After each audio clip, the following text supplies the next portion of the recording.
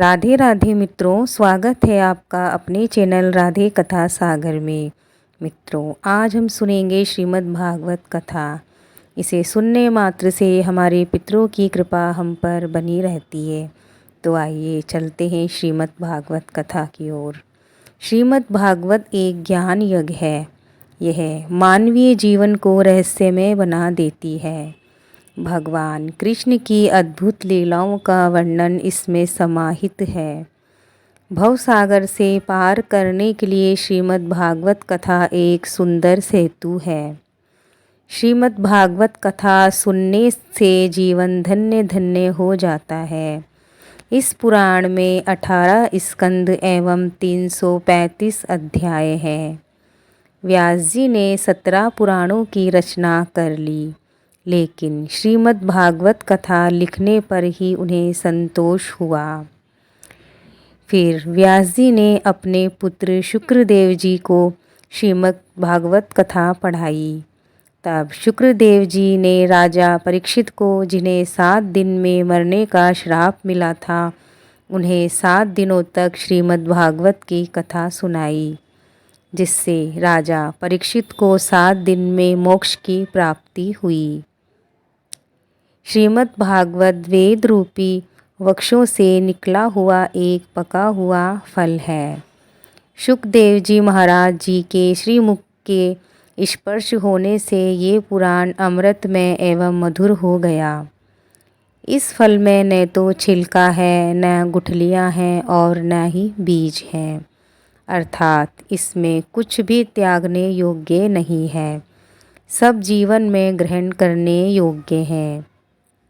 अमृत से भरे इस रस का पान करने से जीवन धन्य धन्य हो जाता है। इसलिए अधिक से अधिक श्रीमद् भागवत कथा का श्रवण करना चाहिए। जितनी ज़्यादा कथा सुनेंगे उतना ही जीवन सुधरेगा। पितरों का उद्धार करता है श्रीमद् भागवत।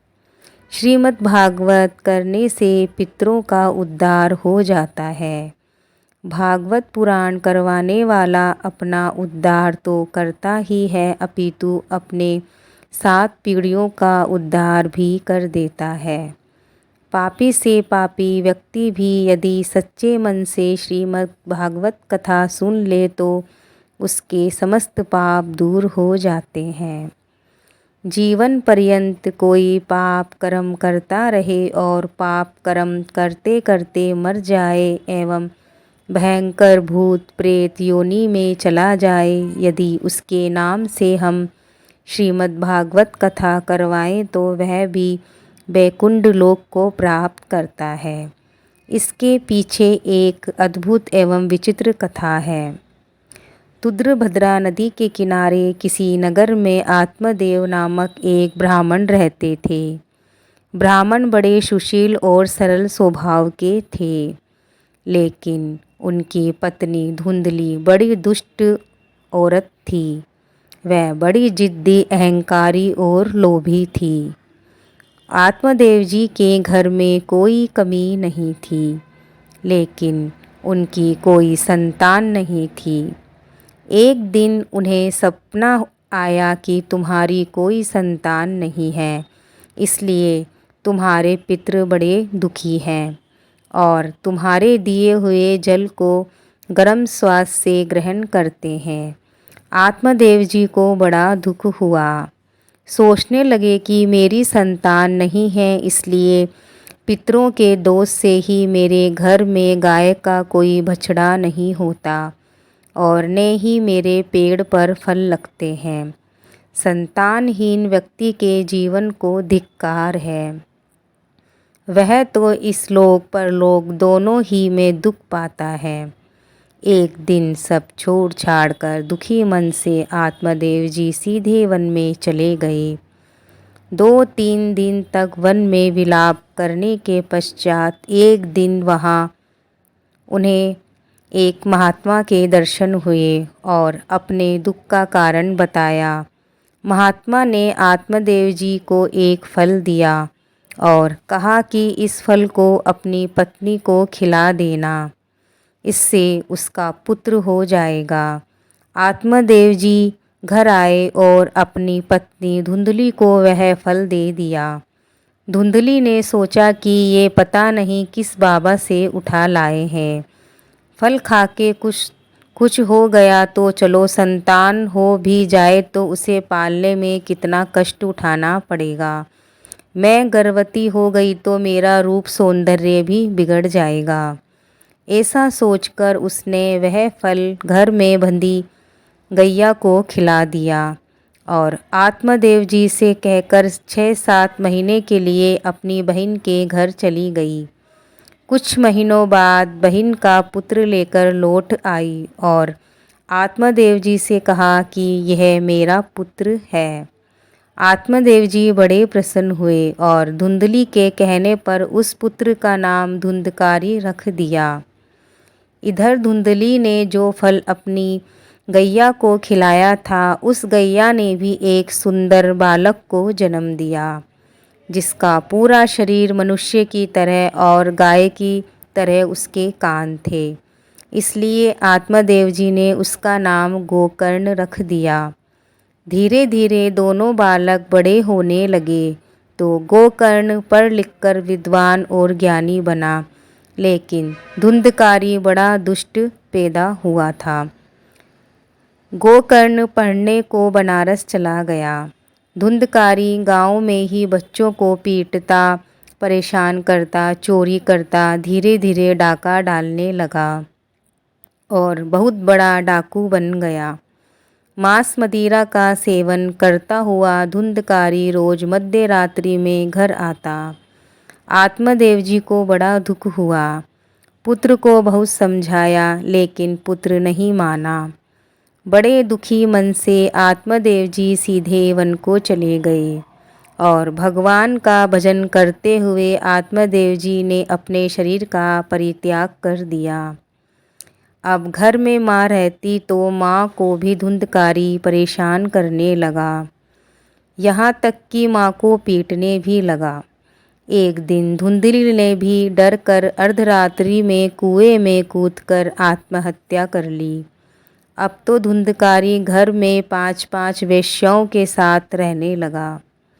एक दिन धन के लोभ में उन वेश्याओं ने धुंधकारी को मदिरा पिलाकर जलती हुई लकड़ी में जलाकर मार डाला और धुंधकारी को वहीं दफनाकर उसका सारा धन लेकर भाग गई।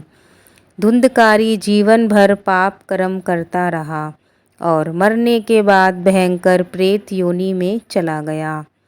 एक दिन गोकर्ण जी तीर्थ यात्रा से लौटे तो जाना कि धुंधकारी प्रेत योनि में भटक रहा है। तब गोकर्ण ने अपने भाई के निमित्त श्रीमद् भागवत कथा करवाई। 7 दिनों तक कथा सुनने के पश्चात धुंधकारी प्रेत योनि से मुक्त होकर दिव्य रूप धारण कर भगवान विष्णु के लोक में पहुँच गई। इसलिए पितरों के निमित्त श्रीमद् भागवत कथा करवाने से हम पितरों को मुक्ति मिल जाती है। श्रीमद् भागवत कथा सुनने का फल। मानव जीवन सबसे उत्तम और अत्यंत दुर्लभ है। श्री गोविंद की विशेष कृपा से हम मानव योनि में आए हैं। भगवान के भजन करने के लिए ही हमें ये जीवन मिला है और श्रीमद् भागवत कथा सुनने से या करने से हम अपना मानव जीवन में जन्म लेना सार्थक बना सकते हैं। श्रीमद् भागवत कथा सुनने के अत्यंत फल हैं। श्रीमद् भागवत कथा सुनने से मनुष्य को आत्मज्ञान होता है। भगवान की दिव्य लीलाओं को सुनकर मनुष्य अपने ऊपर परमात्मा की विशेष अनुकंपा का अनुभव करता है। श्रीमद् भागवत कथा करने से मनुष्य अपने सुंदर भाग्य का निर्माण शुरू कर देता है। वह यह लोक में सभी प्रकार के भोगों को भोग कर परलोक में भी श्रेष्ठता को प्राप्त करता है। श्रीमद् भागवत कथा मनुष्य को जीना सिखाती है तथा मनुष्य के भय को दूर करती है तथा पितृदोषों को शांत करती है। जिस व्यक्ति ने जीवन में कोई सत्कर्म न किया हो, सदैव दुराचार में लिप्त रहा हो, क्रोध रूपी अग्नि में जो हमेशा जलता रहा हो, जो अभिचारी हो गया हो, पर स्त्रीगामी हो गया हो, यदि वह व्यक्ति भी श्रीमद् भागवत कथा करवाए या सुने, वह भी पापों से मुक्त हो जाता है। जो सत्य से विहीन हो, माता पिता से भी द्वेष करने लगे हो, अपने धर्म का पालन न करते हो, वह भी यदि श्रीमद् भागवत कथा सुने तो वह भी पवित्र हो जाते हैं। मन, वाणी, बुद्धि से किया गया कोई भी पाप कर्म, चोरी करना, डाका डालना, दूसरों के धन से अपनी आजीविका चलाना, भ्रा हत्या करने वाला भी यदि सच्चे मन से श्रीमद् भागवत कथा सुन ले तो उसका भी जीवन पवित्र हो जाता है। जीवन पर्यंत पाप करने के पश्चात मरने के बाद भयंकर प्रेत योनि में चला गया व्यक्ति के नाम पर भी यदि हम श्रीमद् भागवत कथा की कथा करवाएं या सुने तो वह भी प्रेत योनि से मुक्त होकर मोक्ष को प्राप्त करता है। मित्रों, ये कथा यहीं समाप्त होती है। अगर आपको आज की कथा पसंद आई हो तो लाइक करें। मिलते हैं और एक नई कथा के साथ।